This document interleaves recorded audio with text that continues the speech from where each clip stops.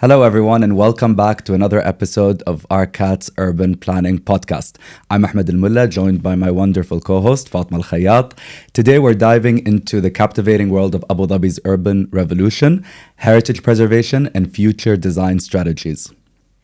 And Abu Dhabi, as we know, has undergone an amazing and remarkable transformation from a modest fishing village to a global capital. Its story is as much about visionary planning as it is about cultural preservation.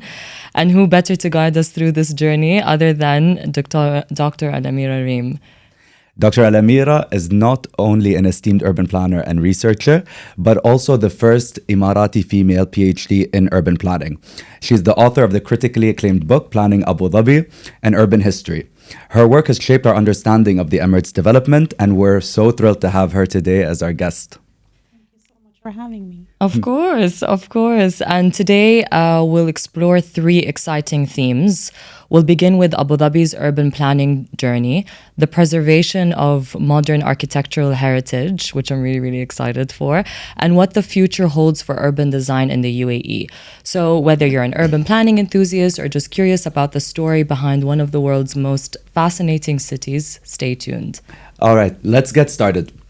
Dr. Reem, what are some of the key factors that have shaped Abu Dhabi's urban planning over the decades, particularly since the 1960s? And I know this was a big part of your book, was looking at Abu Dhabi's development to try to understand its urban plan and how it looks like today. Yeah, I mean, it actually was, basically the basis of how I structured the book. When we talk about key factors, I wanted to put it in sort of a timeline where you could see, based on the different rulers, like how they approached development, what their vision was, what was their philosophy towards development, moving on to urban governance and planning institutions, because, there's a complex network of actors, whether it's the planners, whether it's architects, whether it's even construction companies and the various government agencies. Like, how did all of that shape Abu Dhabi? What theoretical models informed planning? What state apparatus was set up at the time? And then, moving into really looking at the plans of the experts and, what kind of plans were drawn up for Abu Dhabi?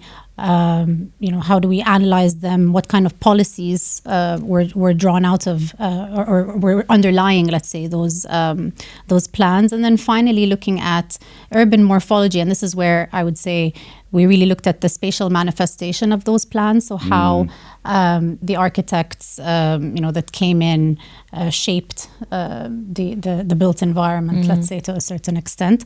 And then, of course, within all of this, you can't talk about planning without putting it into context. There is, it didn't happen in a political or economic vacuum. So you need to think about what was going on at the time that instigated a lot of the development, whether it was oil embargoes that created an oil boom in Abu Dhabi, or a construction boom, more like, or otherwise. So, yeah. How has the role of architecture and urban design evolved from the oil boom era to today in Abu Dhabi?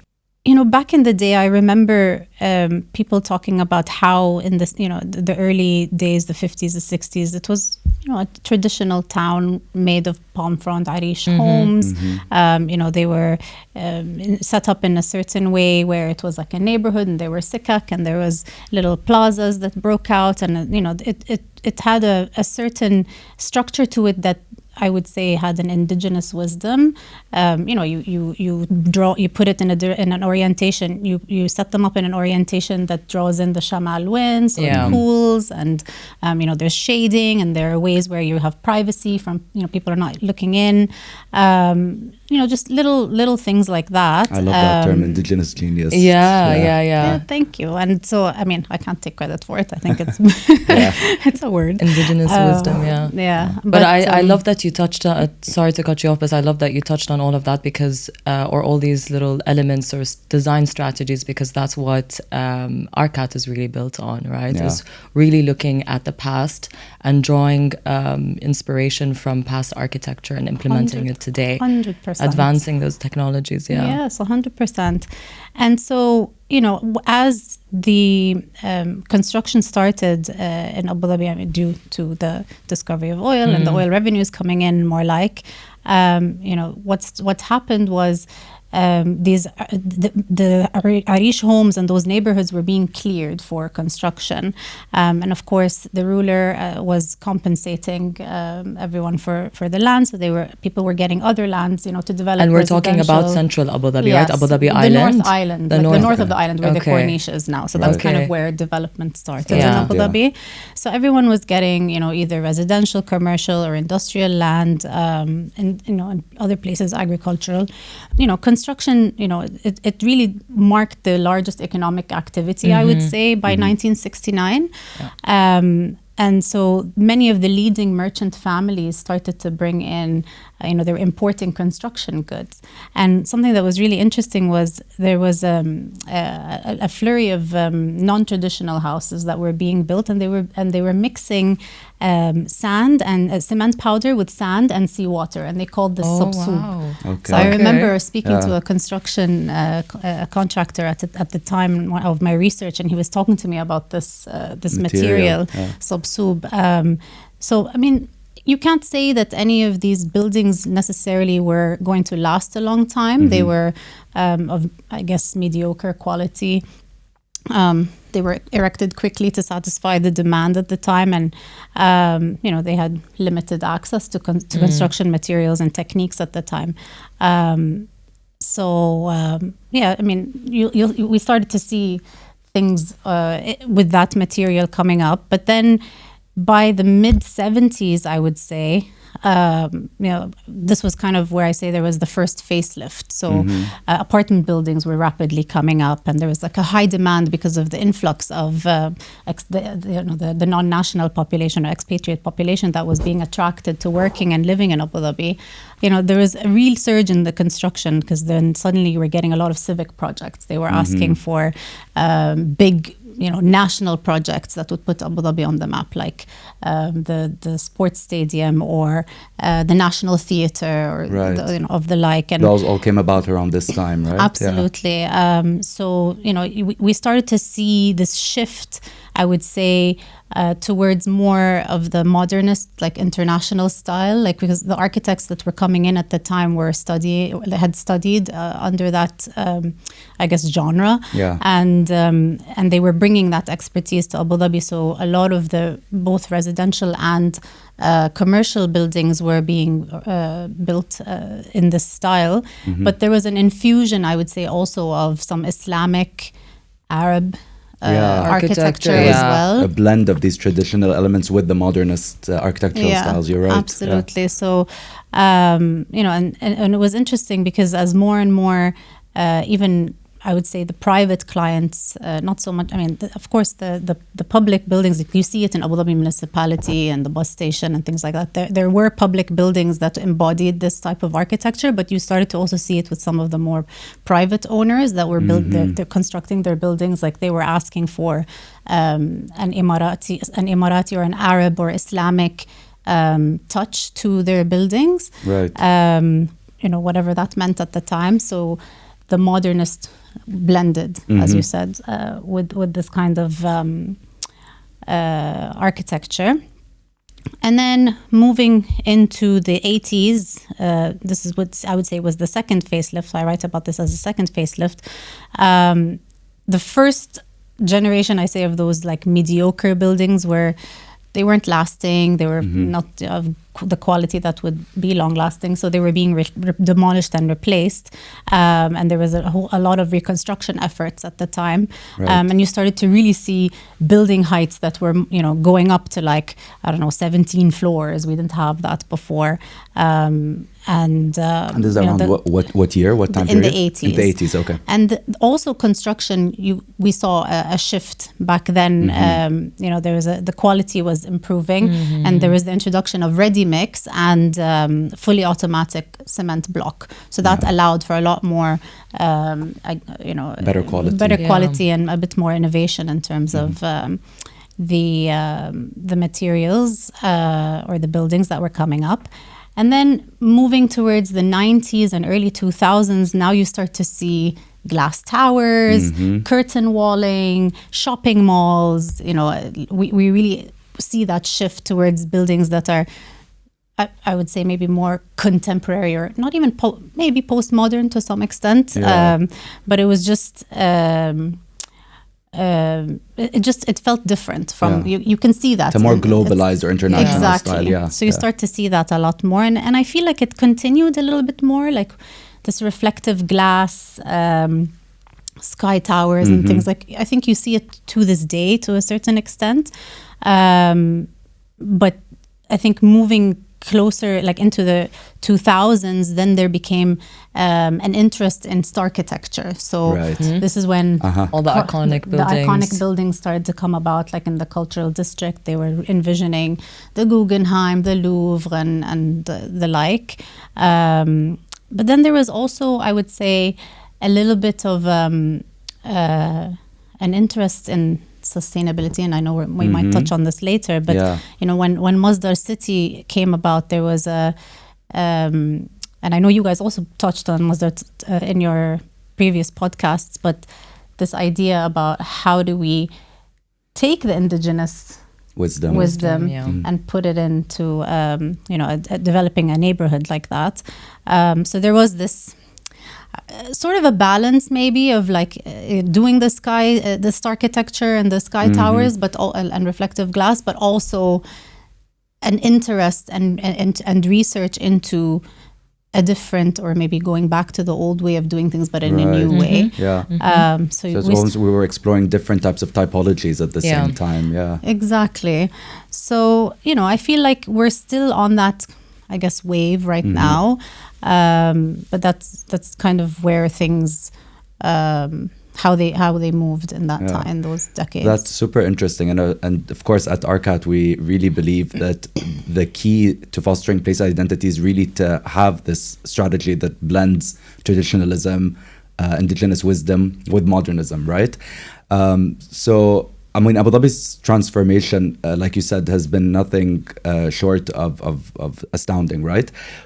Moving to the future, what challenges do you foresee for Abu Dhabi as it continues to grow into a global capital? That's a really good question. I mean, I feel when I think about that question, generally, you know, and I'm talking like in a really on a, maybe it's a bit outdated, okay? And we'll touch on the fact that it's outdated. But when people talk about the Arab Islamic city, okay, I think Abu Dhabi lends itself to a larger discussion on contemporary urbanism, right? Arab urbanism in particular. And I feel like, you know, especially when the first 2030 plan was published, there was a principle, I think, in there that said Abu Dhabi was going to be a contemporary expression of an Arab city. Right, and a capital city. And a capital city, exactly. So I find that, you know, first of all, I mean, they didn't mention Islamic, but when we're thinking about the theories of the Arab Islamic city, like they are outdated, arguably irrelevant, you know.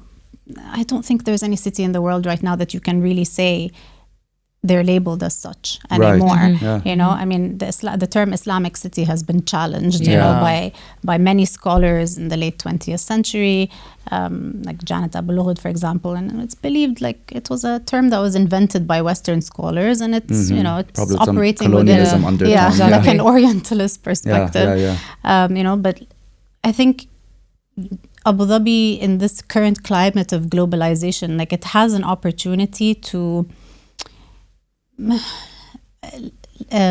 contribute to this lexicon of the Arab city, and I know you're touching on a capital city, you know, and I think it's interesting when you see a capital city sort of playing on this balance of the global and the local, you know, and seeing how that plays out on the urban scale, like in the urban fabric. And the other thing is, when you talk about becoming a global capital and also talking about balancing global and local, is we talk about place identity, right? And, you know, in the past, also talking about the architectural language, like Abu Dhabi's was really defined by basic need and then by the modern vernacular, if I may. And a lot of it evolved from, when we were talking about most of the architecture at that time in the 80s, it was almost inscribed in law at some point with the Heritage Committee that we were going to have, actually Islamic elements in the architecture. So I don't know, it feels like the identity is almost like in flux, and it's still in question. Like, what does it mean, like, for Abu Dhabi to become a contemporary expression of an Arab city? Like, is it about creating an Emirati identity or an Islamic Arab identity, whatever that means? Like, what does this all mean? Yeah, it's really interesting, actually, to be thinking of it from that point of view. Yeah, absolutely. And like, as a global capital, as a capital, also, like, is there this like responsibility to cater to Emirati needs, like, or to showcase an Emirati identity? I find these questions really interesting to ponder, and then there is also the question of, but the national population is actually a small percentage. Exactly, yeah. But we also have a large percentage of a non-national population. So how do you work within these parameters? How do you make sure that the experience of expats or non-nationals in Abu Dhabi, and what conditions are created for them? Like, how do you still create a secure population that feels that they belong and that their identity is also expressed, or that I guess it's a federal issue, and the implications on planning are many. There's land allocation, we can look at neighborhood design, we can look at connectivity, etc. But, we need to think about these things. Definitely. And then you also think about the tourism situation, like their economic diversification plans. Like, you want to be promoting a certain image to tourists, right? I guess to be globally attractive, but at the same time, it's like, how do you capture the elements, the traditional elements, in an authentic way, whatever authentic means? That also is like a term that I have an issue with.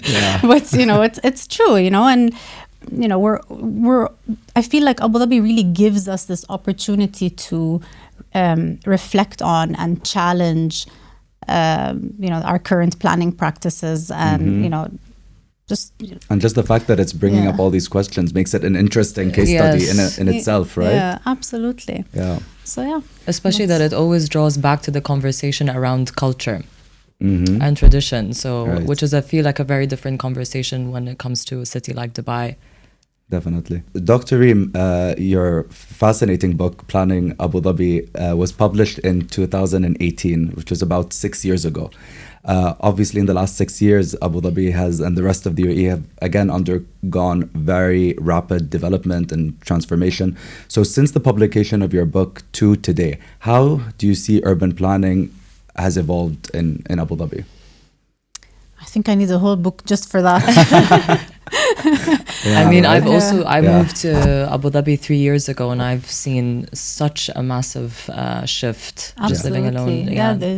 It's just buzzing with activity. It's almost impossible to keep up. And I feel like at the time I told myself, I need to stop right now, because I had to put like an end to where I would. I mean, obviously, I was at 2017, 18 at the time. I had no choice but to stop. But, I could have easily kept going and like did another edition with like an extra chapter. It's possible. Course, very much but so much has happened that it almost feels overwhelming. Like whether it's government restructuring, which has happened more than once, whether it's many new islands being added to the portfolio of Abu Dhabi's land banks, whether it's just so many new housing projects, so many redevelopment projects. Like there are some areas that are even in the middle of the city in the North Island that are being redeveloped or have been redeveloped, and it's just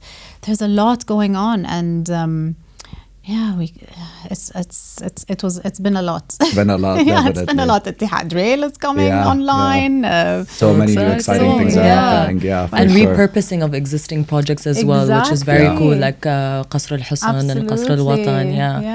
Yeah, I was going to touch on that on another question. Yeah, but we'll circle back We'll to circle that. back to that. We'll circle back to that. So actually moving to the next topical theme we have, which is modern architectural heritage preservation, which is a topic that we at Arkat, of course, love. And I know that's something It's very dear to your heart, close Dr. to your Reem. heart, It's yeah. absolutely- So I'll start with asking you, how important is preserving modern architectural heritage in a rapidly evolving city like Abu Dhabi? Very important. Yeah. I mean, look, it's arguably, like, other than the archaeological projects, which are few and far in between, I would say that the modern architectural heritage buildings are, they are the vernacular. They are the buildings. I mean, Could you give a few examples? Like, for example, you brought up the Cultural Foundation. There is, the Ibrahimi Tower. It's a residential building. The Abu Dhabi municipality we talked about before. The National Theatre, Zayed Sports City. Yeah. There are so many, like The bus terminal. the bus terminal. yeah. So many buildings. I mean, some of them also are lesser known. Like, you'll walk down Hamdan Street or Elector Street and you'll see some buildings that are nestled between others that, that are architectural gems from that period. And I think it's so important to highlight these buildings because they came about during the nation building era. Yeah. So like I said, I think to a certain extent we can argue that they are the vernacular for Abu Dhabi. And they followed a certain style, the modernism, international style. We talked about that earlier. And that's, again, because there was an influx of foreign architects that came in to Abu Dhabi during that period that had studied, where modernism, I guess, was ingrained as like, the language to showcase progress of a nation. Yeah.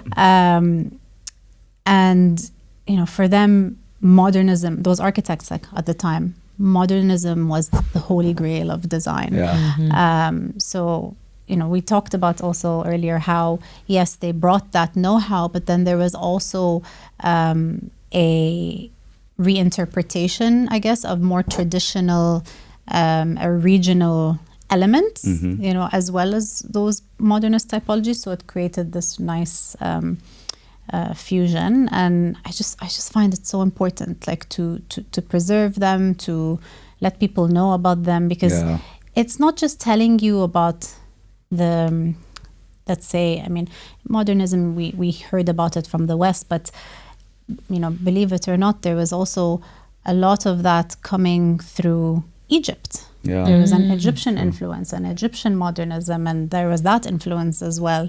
There's also Eastern European influence, and then in Abu Dhabi itself, at some point, the municipality was putting out competition briefs that required Arab Islamic elements to be featured, in the building designs. Very interesting. So just, preserving just these buildings also preserves these stories or brings them to light, where once nobody knew, now we can talk about them and share those stories. So I find it incredibly important, to answer your question. No, definitely. And I think from Arkat's perspective, heritage is more than just about buildings, right? It's about the stories they tell. So of course, modern heritage contributes heavily to Abu Dhabi's cultural narrative and to give it an architectural identity which is unique. And it's interesting as well, I think, from the perspective of Abu Dhabi or the UAE, how we call it, those are our history, right? This is how we're preserving our history, because we have such few historical buildings. So part of it is, because it's important as well to define, we were talking about modern architecture and where it derives from. It's from the 50s and from the 60s. It's not so far back. So of course they're really important to preserve. But Dr. Reem, what are the biggest challenges faced in protecting and documenting Abu Dhabi's modernist structures from the post-oil era? I would say awareness, first and foremost. I mean, it was definitely, I know from speaking to the people that were doing the legwork and surveying the buildings. I mean, first of all, there isn't that much information about them. You know, trying to figure out who was the architect, when was it built, things like that. Like for some buildings, yes, there was some of that information. For others, not so much. So I think the awareness from there's two sides to the awareness. One being getting the information, becoming aware of the history of these buildings. So I know DCT had to carry out a large survey to really like capture and understand which buildings they could put under this umbrella, I guess, of the modern architectural heritage. It's a big effort by them. I really commend their efforts for that. But then there's also, like, once you've identified these buildings, like creating awareness to the general public and even to the owners of some of these buildings who don't understand that their buildings hold such a value. Right. You know, and it has to be preserved, because there's a lot of pushback from them. Exactly. So it's like, you know, getting, you know, putting that list together, I think, was a whole exercise on itself, you know, coming up with the criteria, what constitutes a building, you know, what criteria allows it to become characterized as modern architecture heritage, you know, and like what are those criteria? And then, like we said, to the other side, like making people aware of the value of these buildings so that you can preserve them and they don't get demolished. Yeah, right. And you have the initiative as well that Abu Dhabi finally launched last year, which was the really Modern Heritage Initiative. And I was actually going to touch on that because I think it's amazing, as you know, it's a great first step, like issuing this list of, I think it was 64 buildings, Class A buildings, which is like, do not touch these, like preserve their architectural integrity, you know. And just going back to the challenge, I think, I mean, yes, it's amazing. We've identified these buildings. These beautiful plaques have been put up, you know, so then you can walk by a building and you can see like this. The building has been identified or listed, like it's listed on the register. You know, you also see some information about, like, all of this is great, but I personally feel that the next challenge is, and this ties into the awareness with the building owners, and I think this is especially particular to the private owners. I don't think we were necessarily ready with what's next, like the next step. So thinking of incentives, thinking of, you know, how do you encourage an owner of a private building that has made that list? You know, how do you, first of all, make them aware of the value of their building, but then also, how do you help them maintain that building when, for example, the building might be in such terrible shape, it really needs a huge investment to keep it in the way that we would like it to stay. Right.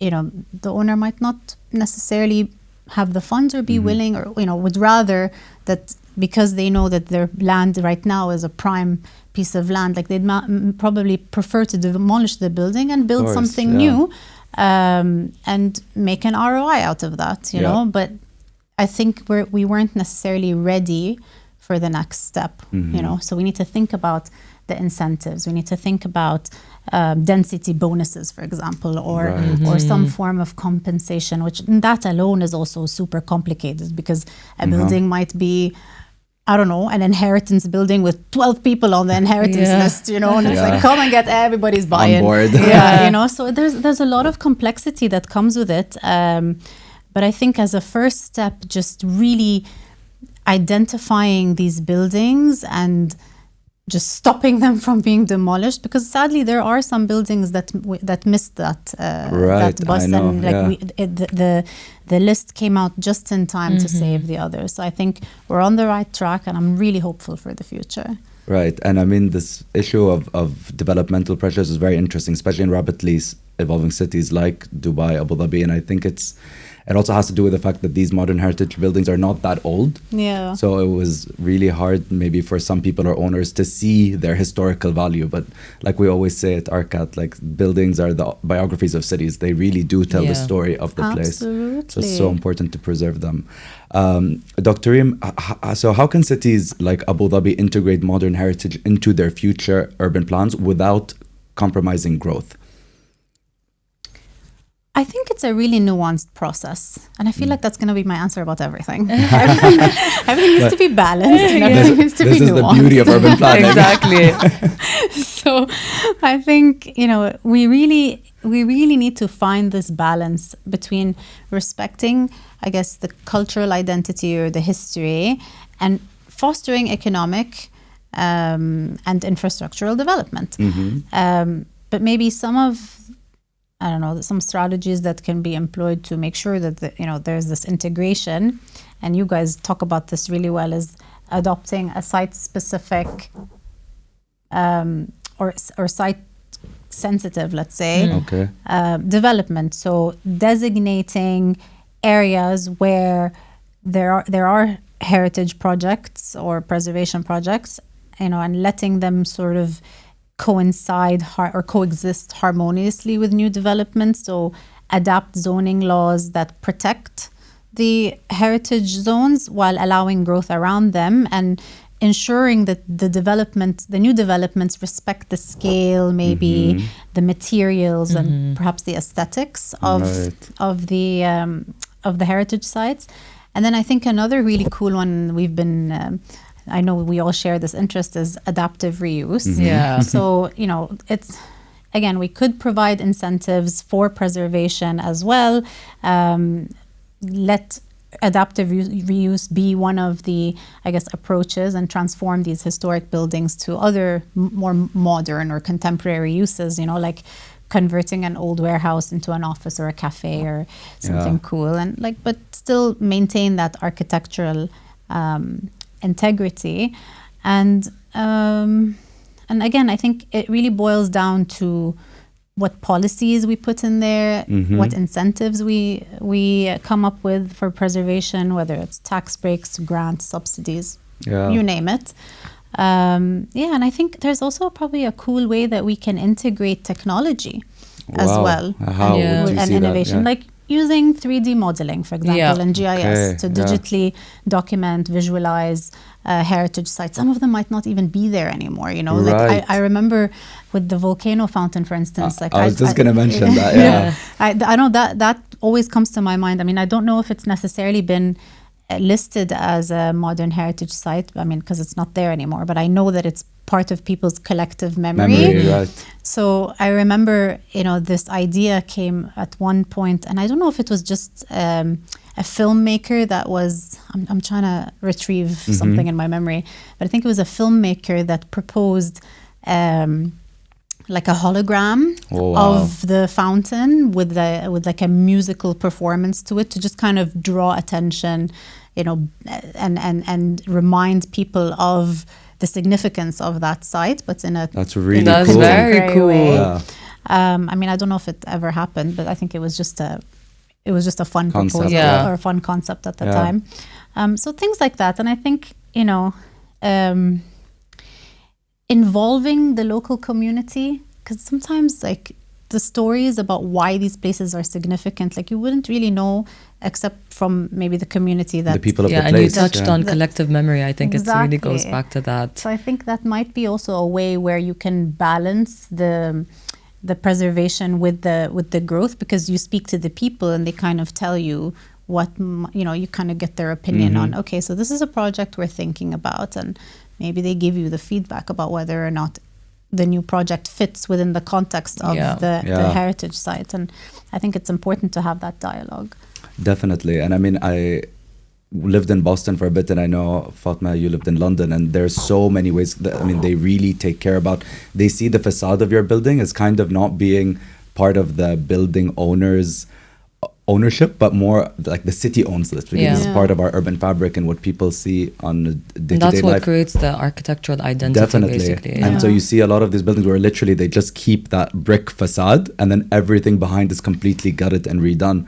And even if the building condition is pretty bad and you had to rebuild it from scratch, I think there's a lot of, like you said, there's so many ways, through incentives, through where you can kind of convince the owner to maintain the facade exactly as it was, but then modernize everything else. Yeah, so definitely there's many cool ways to go around it. Oh, absolutely. Could you highlight actually any specific projects or initiatives? And I know we just spoke about the Modern Heritage Initiative, but maybe projects in specific in Abu Dhabi that successfully actually balances the heritage preservation and urban growth. Yeah, I mean, we touched on the Qasr al-Husn site at one point. I mean, that's an archaeological site, but Cultural Foundation right next to it is one of the listed modern architectural heritage buildings. And I think the way, like when you go to that site, at least when I went to it, I just felt like it was such a nice break, you know, to be in between like all the buildings around, and there is the site that's like low scale, like very, very human. There was a lot of public space, and it just felt like open.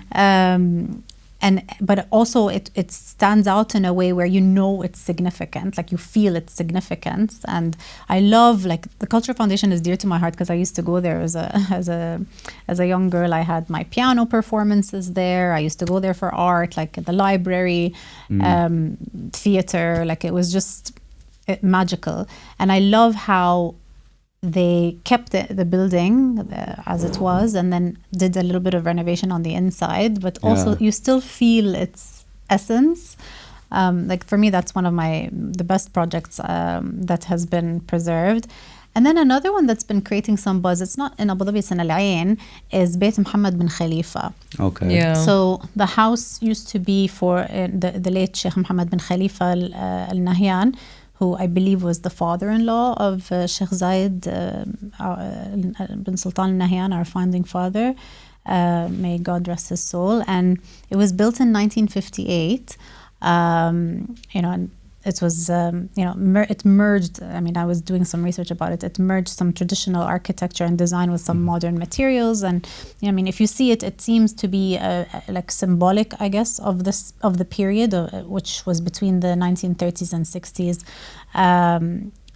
And they, it used to be this like local landmark because it was a tradition where he was someone that always opened up his home to the community, and it was like really a focal point of the community of Al Ain.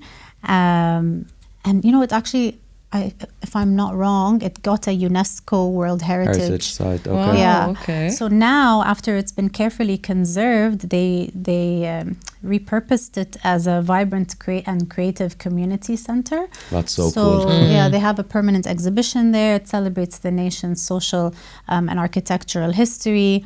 And it shows like the transition from, to modernity during the 50s and 60s. And it has because it's a community center, there are programs and activities, events. And I believe the Al Ain theater group is housed there.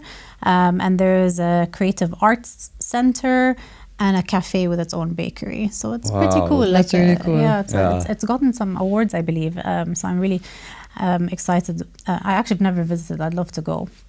Yeah. And then the other one that I read about recently, which came up, is the bus station. Yeah, we're really excited for that. I think this one's going to be... this has made such a huge buzz too. It has. It's so important. So you were talking about awareness. I think they're doing really a good job in terms of pushing that forward through the media. And so, yeah. I think so too. And I think they're opening this one in January. I'm really excited to see what they're going to do with it. But I believe that I was reading about it. Like, apparently the mezzanine floor used to be, a wedding venue. Oh, wow. Okay. So, yeah, like random, right? Yeah, very. It used to be a wedding venue. So now they're trying to sort of pay homage to that, I guess, quirky use of a bus station.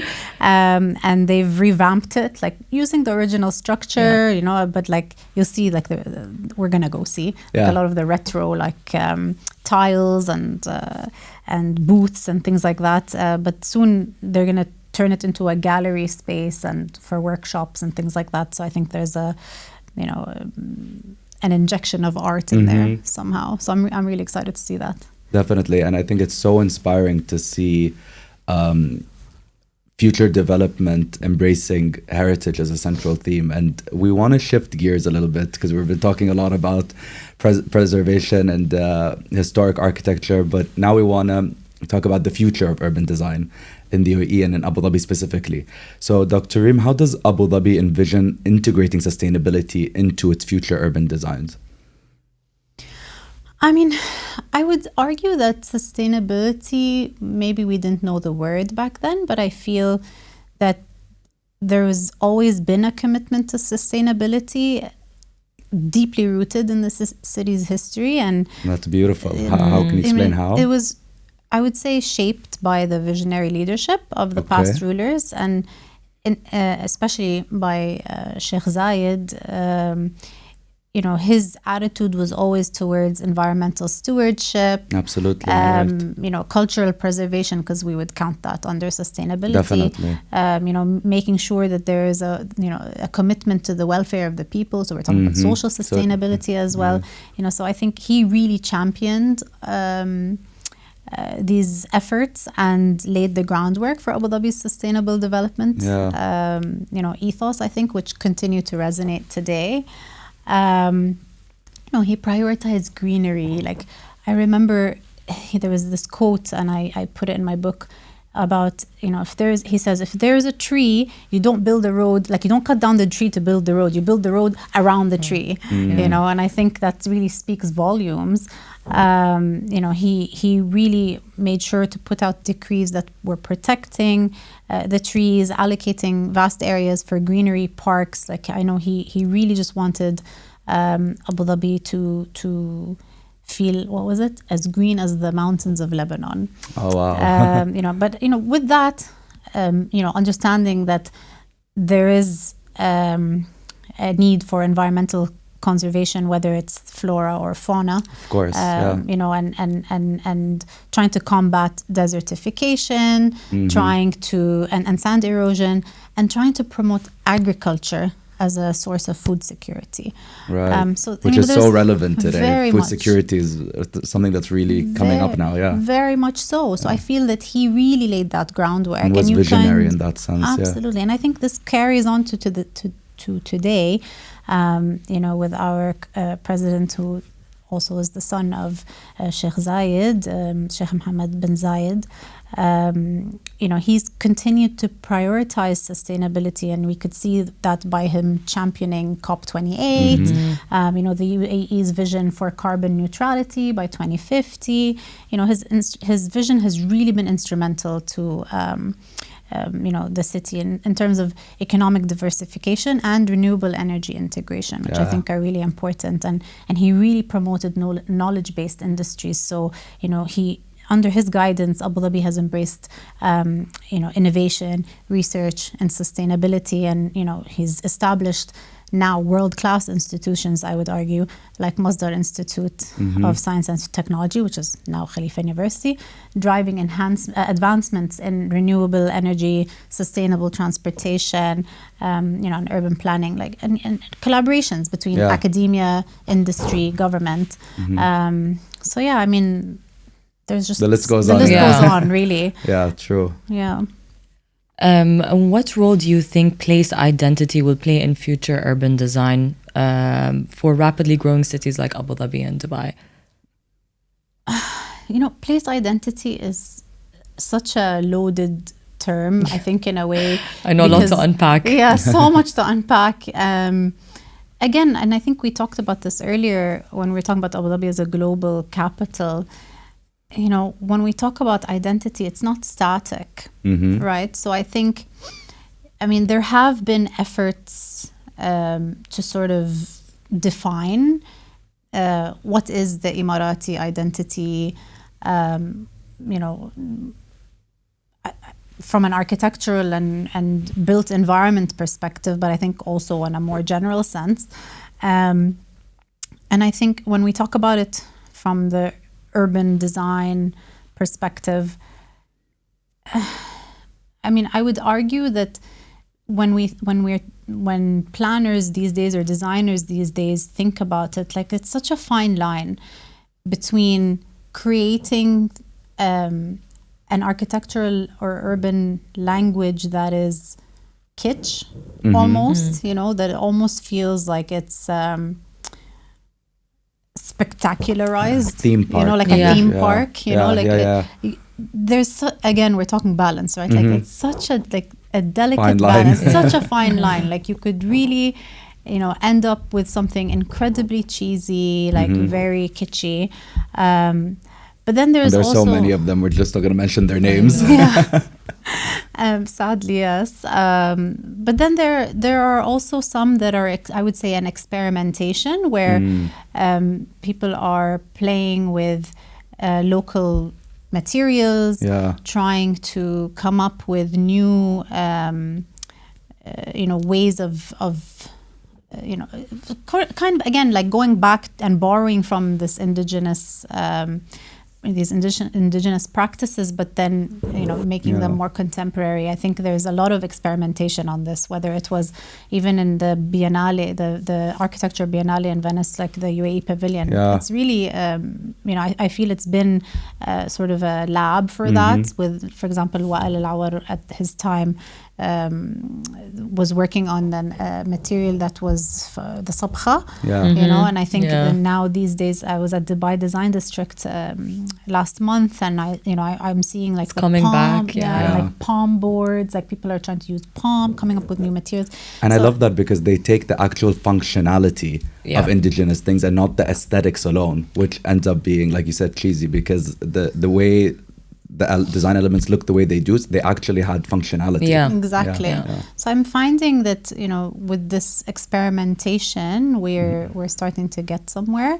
But then again, there's an imageability. I think when we talk about identity, to me at least, like it's like you're trying to showcase a certain identity or image, and again, it's like, whose image, whose identity, and we go back into this whole spiral of or philosophical debate about what is an Emirati identity. Like if we talk about identity, we used to talk about identity and attach it to tradition, but I think even tradition, like I know we've read this so many times, at least in our doctoral theory classes.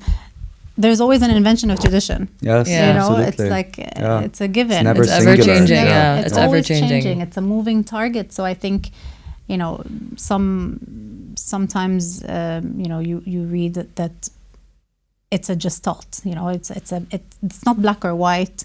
It's a mix, and this mix is from the different nationalities, the different ideologies. It's a mix. It's very difficult to construct. So I think to answer the question in a straightforward way would be very impossible. Right. like most topics in urban planning, which is why we still love it till today. No, and this is the whole point of these podcasts as well. It's really debunking urban planning concepts. And these are such interesting questions. It's digestible as possible, but they're very relatable topics. I think that's why it's important for us to really be talking about it. Yeah. And I think there's also, there's two things. Like we can talk about it from, the physical aspect, the physical aesthetics. Exactly. But then there's always going to be the underlying aspect of the people, right? Like, how do they identify with the place? How do they, Edward Ralph, he is known for, talking about sense of place. And there's always this like inside-outside continuum, and how do people feel like they're inside a place? And it's like, how do they feel they attach themselves to a place? And it's just, it's a very fascinating topic. We can go on forever about it. But I think it's just, there's so much that you can think about moving forward, and for me it's just important that we're experimenting and we're talking to people and really trying to understand right now in this moment and thinking about the future, how can we capture identity, which is so rich and so diverse, even within the Emirati society. Right. Good luck to everyone out there that's working on this. Okay, so as we're kind of reaching the end of the episode, I think one question that I'd really like to ask you before we wrap up: how can urban planners in the UAE, and this is so important, I think, for people in the field and in this profession, how can urban planners ensure that our cities remain livable and human-centric as they continue to expand and modernize very rapidly? Look, I feel like I can answer this question in a very technical way, okay? Like I could tell you things like, you know, although urban planning is not a panacea, like it holds promise. We have innovative solutions rooted in some of our urban planning principles. I could tell you, yeah, let's update our plans on a regular basis. The capital, for example, in Abu Dhabi, the planned capital, I could tell you, let's foster compact mixed-use development. Let's continue to invest in public transportation. We've heard it, you know. I feel like us planners, we've been regurgitating this. And I know, on repeat. Please tell us something new. You know, I feel, you know, we know the answers, you know, and it's like, sometimes I feel, and I no, without disrespect to any of our fellow urban planners, but I'm just like, can we come up with something new? You know, but it's really that simple. It's really that basic, you know, whether we're talking about 15-minute cities or whether we're talking about mixed-use developments, like we are essentially saying the same thing in different ways, but it all boils down to being like doing those simple things. You know, but I would say there is a layer that we are yet to figure out. I don't know if we really are. I mean, we would be providing, by doing all of what we just said, we would be providing the right conditions, but we can only shape, you know, and I think the most successful cities are the ones that are not just livable. I would dare to say they're the ones that are lovable. And I don't know if there's necessarily a formula for that, at least not one that I think we've really cracked yet. I love that. But you know, it's a part that really interests me the most, because we deliver spaces, but then what? Like, what do we do with form alone? Right. You know, and you it's can't like, control how people are going to interact with the space, use it, feel about it. At all, you know, and like, okay, well, let's join form with stories. Let's get, you know, people are gonna live in them. We're gonna have people's lived experiences, and you know, something begins to happen. We fill the space with narratives. There's an energy. There's a creativity, you know, of the people who inhabit it, and then suddenly a place becomes a place of belonging, a place of identity, a place of purpose. You know, it's not what is it? A neighborhood is not just a collection of buildings. It's a tissue of social relations. I think this was Jane Jacobs. So, you know, but one thing I'll say, and last thing I'll say, is like, we keep drilling on and on and on about mixed use. Let's do compact mixed use developments. Great, yes, let's do it, right? But I feel like there's something a bit more to that, and that's diversity. And I always, like, I think about Jane Jacobs a lot, because she was a simple lady from you know, in New York, who did not study urban planning. But again, it's going back to the simplicity of the things we drill on and on and on about. You know, she argues that cities really do depend on the diversity, whether it's the diversity of the uses, right? The building types, great, but diversity of ages of the buildings. So imagine being in a place where there's an old building next to a new building, you know, and different a diversity of facades while you're walking down the street. Gives it character. Gives it character. What if you know, think about even the diversity of ages of people, multi-generational, socioeconomic groups. Exactly, socioeconomic groups. You know, like, this creates some kind of community vitality, because people might be using spaces at different times of the day. So then you've got activity and a buzz at different times of the day by different people. You know, and I think, you know, she talks about the 4 generators of diversity. So you've got mixed uses, short blocks, you know, again, the buildings of different ages and state of repair, right? So it's nice to here and there maybe see some buildings that are a bit older and a bit, you know, they have that character. Yeah. And then she talks about density as well. But what I also love about what she says about density is, like, she kind of dispelled this notion of, high density brings crime and illness and what, you know. She made she showed a distinction between high density and overcrowdedness. Definitely. So density done right, I think, really brings the critical mass that sustains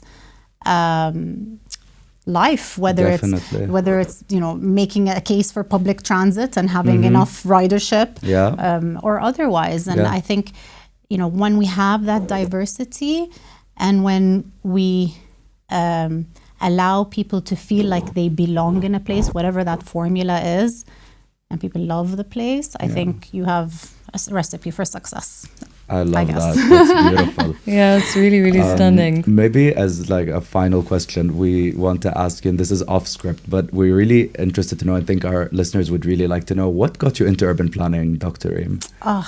Yeah, I started architecture, and then I took a class in urban studies, and I had a professor, like, when you have one of these people, whether it's a professor or otherwise, like somebody who speaks that just captivates you. Like she was so enchanting, and she was talking about cities in a way where it was an urban theory class, and she was talking about cities in a way where it just like it took me out of the singular, like building a building, into into the larger scale.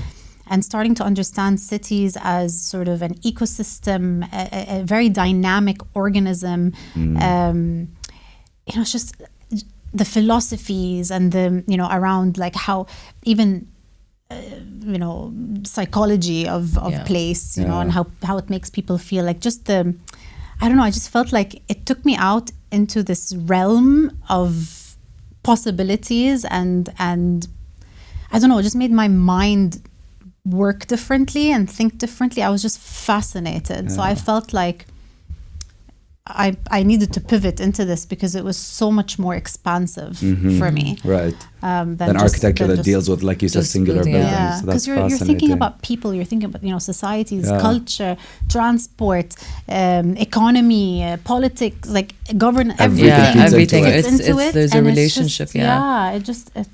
It was fascinating, so I had to go there. That's awesome. I love that. Thank you for sharing that. So that brings us to the end of this amazing episode. Thank you so much, Dr. Reem, for sharing your incredible insights and research on Abu Dhabi's urban planning. And today's discussion not only highlighted the complexities of planning, in fact, as a global capital, but also reminded us of the importance of preserving our cultural heritage. And to our listeners, if you enjoyed this episode, make sure to check out Dr. Reem's book, Planning Abu Dhabi and Urban History. It's a must read for anyone passionate about cities and their stories, or if you're just generally interested into the history of Abu Dhabi. It's such a good read. Yeah, it really is. Yeah. And for our listeners, please don't forget to subscribe to our podcast and follow us on Instagram at arkat.ae. We've got more exciting episodes coming up with featuring more distinguished guests and experts in the field of urban planning and design. Thank you for joining us, and we'll see you next time as we continue exploring the art and science of urban planning.